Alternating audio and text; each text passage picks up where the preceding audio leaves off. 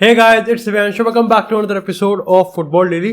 और आज के एपिसोड में एक्सक्लूसिवली शायद से हम ज़्यादा मैनचेस्टर यूनाइटेड की बात करने वाले हैं, क्योंकि यार मामला ही कुछ ऐसा है, यहाँ पे स्टोरी लाइन कुछ ऐसी चल रही है। लेकिन अगर हम आज के पहले अपडेट की बात करें तो भाई फ्रैंकी डियोंग का मामला ना, मेरे को लगता है कि अब शोडाउन, इरिटेशन, फ्रस्ट्रेशन सबसे ऊपर उठ के ना अब आई थिंक हमारे सामने सच्चाई क्लियर होती हुई दिख रही है।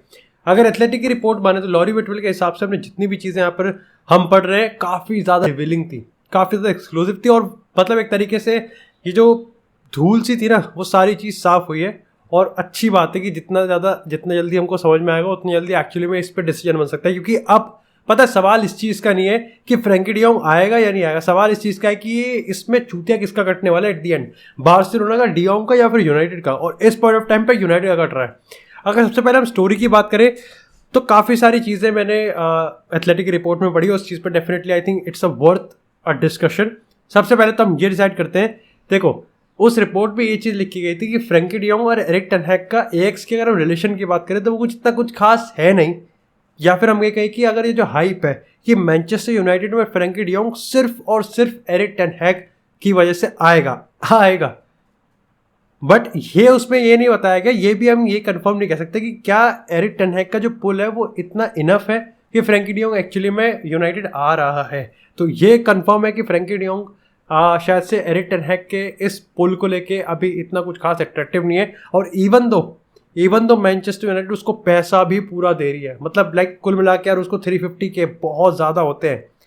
साथ ही साथ अगर हम यहाँ पर बात करें कि बार्सिलोना का क्या स्टैंड है, बार्सिलोना का स्टैंड बिल्कुल सिंपल है कि वो फ्रैंकी डियोंग को यहाँ पर सेल करना चाहते हैं। वो फ्रैंकी डियोंग को, उनको पता है कि देखो डियोंग को हमको 15-16 मिलियन तो उसको बोनस ही देना है, उसके बाद उसकी डिफर्ड वेजेस, फिर उसकी सैलरी। तो वो सिंपल है कि हम तो चाहते हैं कि भाई फ्रैंकी डियोंग ऐसे जाए। लेकिन काफ़ी लोग ये भी सोच रहे हैं कि यार इकोनॉमिक लेवल, देखो इस पॉइंट ऑफ टाइम पे भी लेवेंडोव्स्की, रफीनिया को बार्सिलोना ने रजिस्टर नहीं किया है। वो होप कर रहे हैं कि उनका सेकंड इकोनॉमिक लेवल एक्टिवेट किया है, वो यहाँ पर उनको इनफ है कि वो लेवेंडोव्स्की, रफीनिया को रजिस्टर कर सकते हैं। लेकिन इस पर अभी तक ला लीगा का कोई ऑफिशियल अनाउंसमेंट आया नहीं है कि वो रजिस्टर कर सकते हैं या नहीं कर सकते हैं। लेकिन एक बात तो तय है, कंसिडरिंग द फैक्ट कि आने वाले टाइम में जूल्स कोंडे भी आएगा, फ्रैंकी डियोंग का मामला तो निपटाना ही पड़ेगा। तो यहाँ पर अगर हम दूसरे उसकी पॉइंट की बात करें तो वो चीज़ थी कि champions league is a must.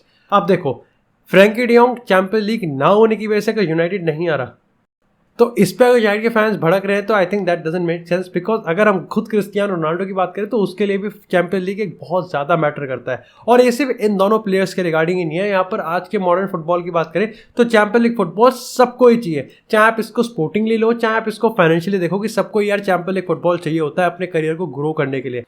इसी के साथ यहाँ पर अगर हम बात करें चेल्सी की भी, कि चेल्सी की अपडेट आ रही थी, तो चेल्सी के रिगार्डिंग यहाँ देखो सीन यहाँ पर ऐसा है कि रिसेंटली अगर कुंडे की बात करें, रफीनिया की बात करें, तो बार्सिलोना और चेल्सी के बीच में रिलेशंस ना थोड़े से देखो डगमगा तो रखे हैं, लेकिन ऐसा नहीं है कि खराब है।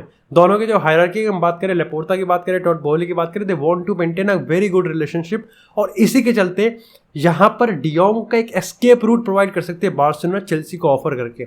चेल्सी इसके रिगार्डिंग अच्छे से इसको वेलकम कर रही है, चेल्सी इस पे एक अच्छा पॉजिटिव एटीट्यूड रखती है। वो चाहते हैं कि ठीक है, एक मिडफील्डर डियोंग वाले कैलिबर का हम ले सकते हैं। Thomas Tuchel also loves the player. एक अभी तक ऑफिशियल ऑफर नहीं आया है, आ सकता है, और फ्रैंकी डियोंग एक्चुअली में इंटरेस्टेड भी होगा। और अब जो धीरे धीरे जो मीडिया ये चीज़ कह रही थी ना कि नहीं वो चेल्सी और पीएसजी नहीं जाना चाहता, वो यूनाइटेड में ही जाना चाहता है, अब वो इस तरफ से बेंट हो रही है कि अगर फ्रैंकी डियोंग बार्सिलोना नहीं रुकता है तो वो यहाँ पर कहीं ना कहीं सिर्फ और सिर्फ चेल्सी जा सकता है, because they have the champions League football. लेकिन इसी के साथ यार बात करते हैं अपनी नेक्स्ट अपडेट की, जो कि आती है क्रिस्टियानो रोनाल्डो से। तो भाई Ronaldo all of a sudden Randy Orton की तरह आउट ऑफ नोवेयर कल मैनचेस्टर यूनाइटेड आता है, कैरिंगटन आता है जॉर्ज मेंडेस के साथ ही साथ यहाँ पर द फॉलोइंग टाइम यहाँ पर सर एलेक्स फर्गसन भी एंटर करते हैं। उसके बाद यहाँ पे मोर्टो और रिचार्नोल्ड भी होते हैं। तो कुल मिला के यहाँ पर रॉयल नंबर होता है एक तरीके से कैरिंगटन। अब इंपॉर्टेंट बात ये थी कि जो मेरे लिए सबसे इंपॉर्टेंट चीज़ थी ना, वो ये थी कि अगर इस पूरे डिबेट में यहाँ पर सर एलेक्स फर्गसन भी इंक्लूड होते हैं। हालांकि यूनाइटेड ये स्टैंड क्लियर करती है कि सर एलेक्स फर्गसन तो एक शेड्यूल्ड फुटबॉल मीटिंग के हिसाब से आए थे, और रोनाल्डो की जो मीटिंग थी वो टोटली अलग थी। लेकिन यार इसमें आई थिंक रॉकेट साइंस नहीं है समझने में कि सर एलेक्स फर्गसन का एक अच्छा खासा ओपिनियन से होगा रोनाल्डो के इस पूरे मीटिंग और इस पूरे स्टोरी लाइन में। मेरा जो सबसे बड़ा ओपिनियन, सबसे ज़्यादा मेरा जो जो मेरे को चीज़ कंसर्न था जिस चीज़ से, वो ये था कि कुछ भी हो, इधर इट्स नेगेटिव, इधर इट्स बैड, पॉजिटिव, गुड, कुछ भी हो, एरिक टेन हैग की बात को वैल्यू कम नहीं करना है।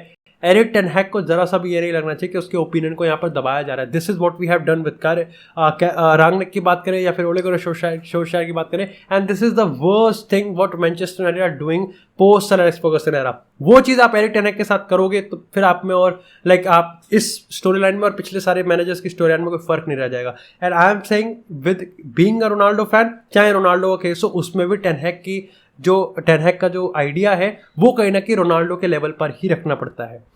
अगर बात करें कंक्लूजन की, फिर खैर तो इस मीटिंग को लेके कुछ ज़्यादा लीक्स नहीं आए, लेकिन अगर कुछ यहाँ पर रिलायबल रिपोर्ट्स की हम माने तो यूनाइटेड का स्टैंड यहाँ पर चेंज नहीं हुआ है।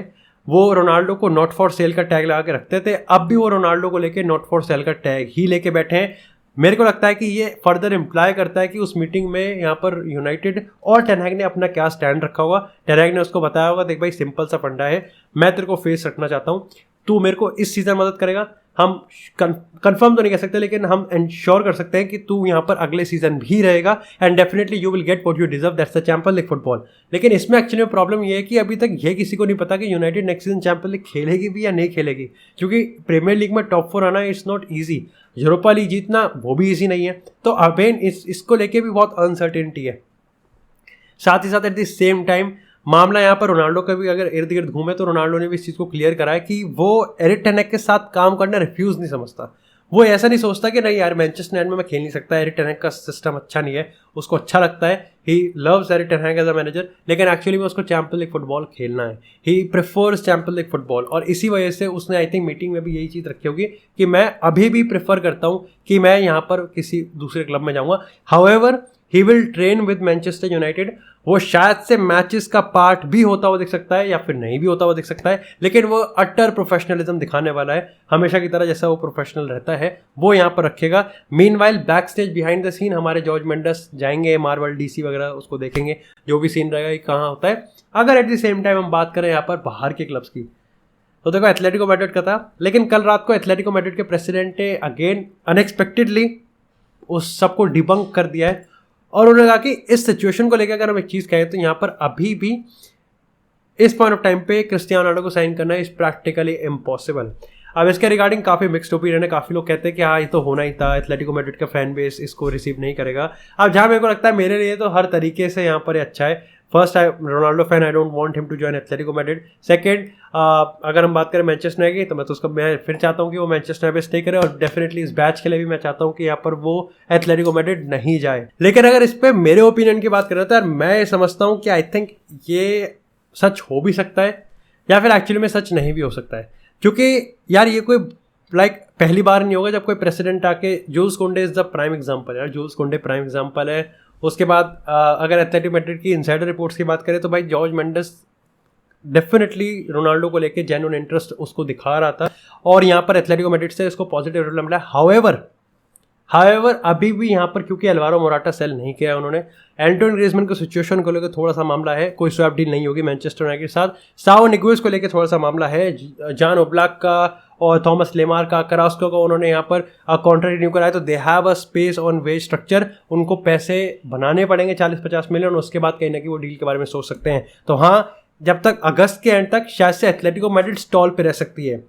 तो क्या हमें मान के चले कि शायद से या तो एथलेटिको मैड्रिड या मैनचेस्टर यूनाइटेड है as of now on paper ही, लेकिन शायद से ये भी बताया जा रहा है कि जॉर्ज मेंडस एक बार फिर से वापस से वो पूरे यूरोपियन का चक्कर काटने वाले हैं, यानी कि वो जो 2 क्लब है बायर्न म्यूनिख और चेल्सी।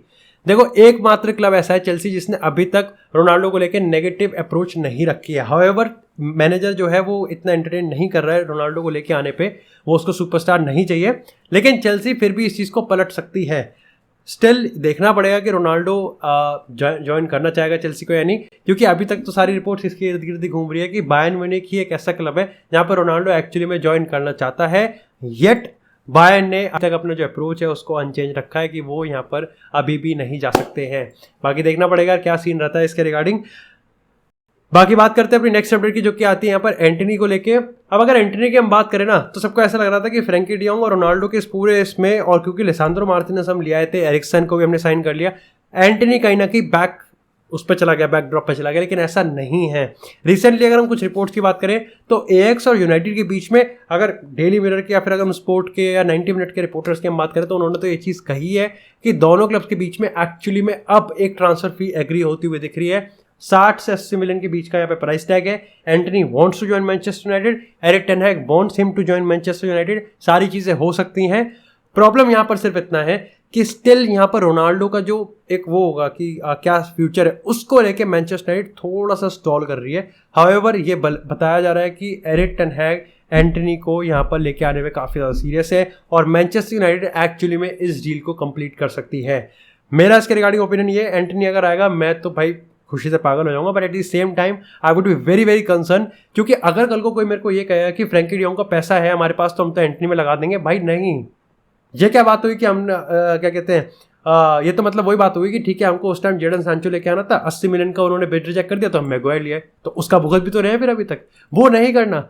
और टॉप मोस्ट प्रायोरिटी इसके हमको अपनी मिडफील्ड सेटल करनी है। वो मिडफील्ड सेटल हो गई, उसके बाद ठीक है आप एंटनी लेके आ जाओ। अगर फ्रैंकी डियोंग नहीं आया, जो कि लग रहा है कि नहीं आएगा, तो हमको फिर दूसरे उस पर जाना पड़ेगा, या यूरिथ एलिमेंट्स हो या कोई भी हो, we have to get on any other player. लेकिन मिडफील्ड इज आवर प्रायोरिटी। इस मिडफील्ड के साथ हम चैंपियन लीग में आगे नहीं जाएंगे, हम चैंपियन लीग तक ही नहीं जाएंगे। चैंपियन लीग में आगे जाने की तो बहुत की बात है, हम उसके लिए क्वालिफाई नहीं करेंगे। लेकिन इसी के साथ यार बात करते हैं थोड़ी सी हैरी केन को लेके। सो आई कैन सी कि आई थिंक इस समय इंटरनेट पर अगर हम देखें, कम्युनिटी में देखें, तो Harry Kane to Chelsea, Harry Kane to Bayern थोड़ा सा चल रहा है। तो मैं आपको हैरी केन के रिगार्डिंग स्पर्स का स्टैंड को क्लियर कर देता हूँ। डैनियल लेवी मानता है कि वो टॉटनहम का आने वाले 5-6 सालों में जो स्क्वाड होगा वो हैरी केन के अराउंड ही बिल्ड करेगा। ये मामला बदल सकता था अगर यहाँ पर स्पर्स एंटोनियो कॉन्टे मैनेजर नहीं लेती, but though they have recruited him as a manager, तो यहाँ पर मामला बिल्कुल पलट चुका है। हैरी केन और एंटोनियो कॉन्टे का जो रिलेशन है वो काफ़ी स्ट्रॉन्ग है और कहीं ना कहीं अब हैरी केन को दिलासा दिया जा रहा है कि ठीक है स्पर्स में तू ये ट्रॉफीज जीत सकता है। इसी के साथ जो प्राइस टैग है वो अभी भी ऊपर है, 160-170 के नीचे तो हम बात ही नहीं करते हैं ना, 120 तक तो हम फोन में नहीं उठाएंगे आपका। तो यहाँ पर जो मतलब तुम खुद सोचो यार, it doesn't make sense. Spurs 150 million खर्च कर रही है किस पे? अपने स्क्वाड को अपग्रेड करने में, जस्ट कि वो ट्रांसफर मार्केट में फिर वो हैरी केन को बेचते हैं। हाँ, आने वाले 1-2 साल में अगर कोई सही में ही मैच कर जाए 140 का, भाई या वो मैनचेस्टर सिटी को लटका सकता है, तो चेल्सी तो कुछ भी नहीं यार, चेल्सी बायर्न तो लिटरली कुछ भी नहीं है। वो तो फिर भी पैसे में आनाकानी करेंगे। और चेल्सी को तो मैं कहूँगा कि चेल्सी पे अगर पैसे भी हैं तो अभी still they don't have experts. वो टैट बोरी में वो है ही नहीं अभी तक, क्या कहते हैं, वो स्पोर्टिंग डायरेक्टर उसको चाहिए, वो टेक्निकल वो रिक्रूटमेंट स्ट्रैटेजी उनको बनाने वाला चाहिए, अभी वो टीम नहीं है उनके पास। तो ये तो लटका देगा डैनियल लेवी बहुत आराम से। आने वाले 1-2 साल में अगर मामला पलट जाए, then I can say actually में कि ठीक है कि इंटर से लुकाकू चेल्सी एक स्वैप डील हो सकती है, क्योंकि एंटोनियो कॉन्टे को लुकाकू यूज करना आता है और चेल्सी को हैरी केन चाहिए होगा, तो ये एक पेयर हो सकता है।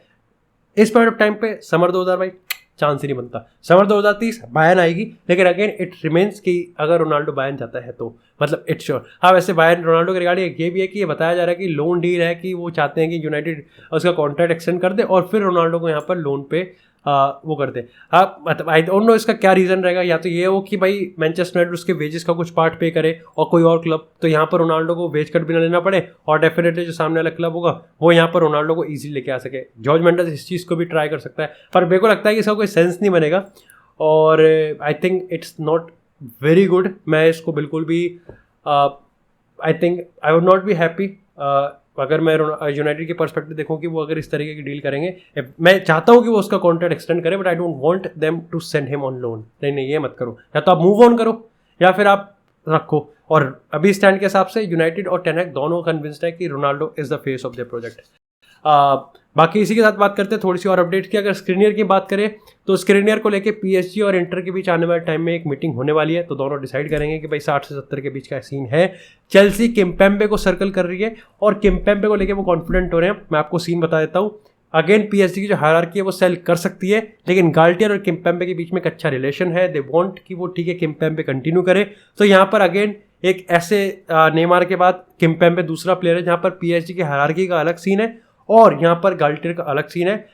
शॉक मत होना अगर एक्चुअली में आने वाले टाइम में पीएसजी किम्पेम्बे कॉन्ट्रैक्ट भी रिन्यू करते।